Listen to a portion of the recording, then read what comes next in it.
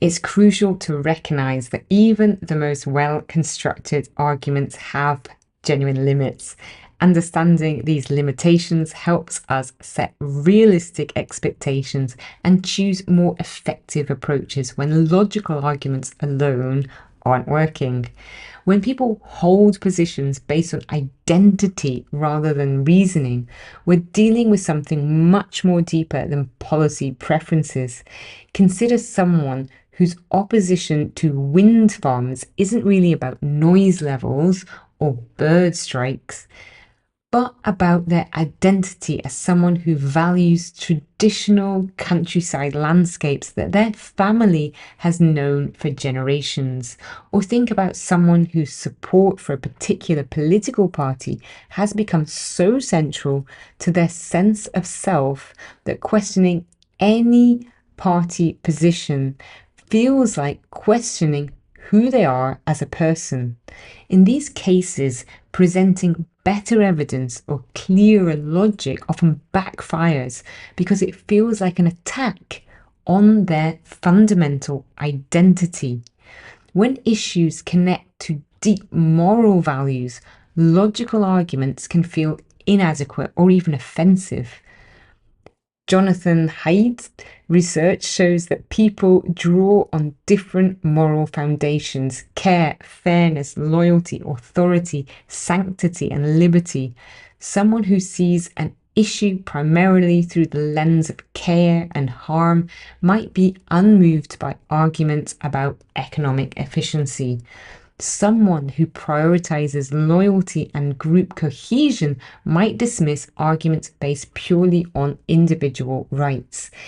It's not that either person is being unreasonable, they're operating from different moral frameworks that weight different considerations as most important.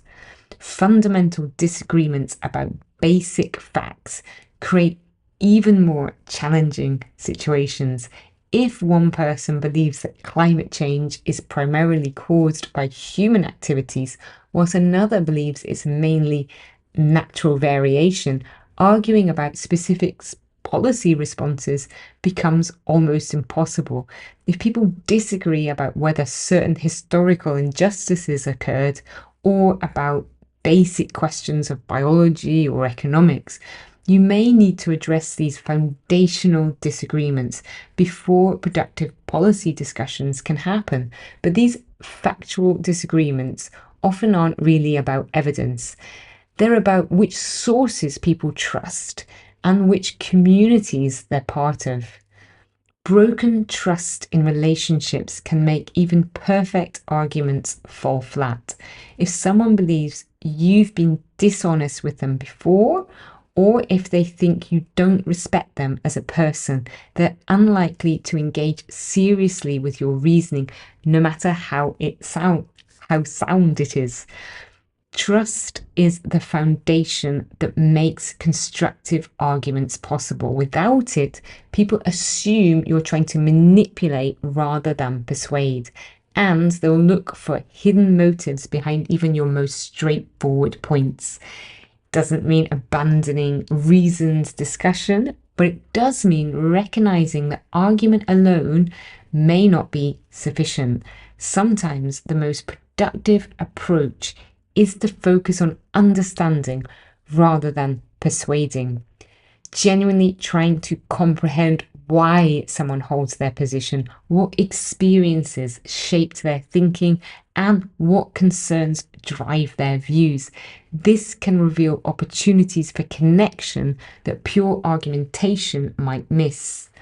Looking for shared values beneath different positions often proves more fruitful than attacking surface level disagreements. Two people who disagree completely about immigration policy might both care deeply about family stability, community cohesion, and fairness. They just define these values differently or prioritize them in different ways. Building trust through other interactions might be necessary before difficult conversations become possible. This could mean demonstrating your reliability in smaller matters. finding areas where you can work together successfully, or simply showing consistent respect for the person even when you disagree with their views. Finally, we must accept that some disagreements may persist despite our best efforts. This isn't failure, it's the reality of living in a diverse society where people have genuinely different values, experiences, and priorities. The goal isn't always agreement, but rather mutual understanding and the ability to coexist respectfully despite our differences.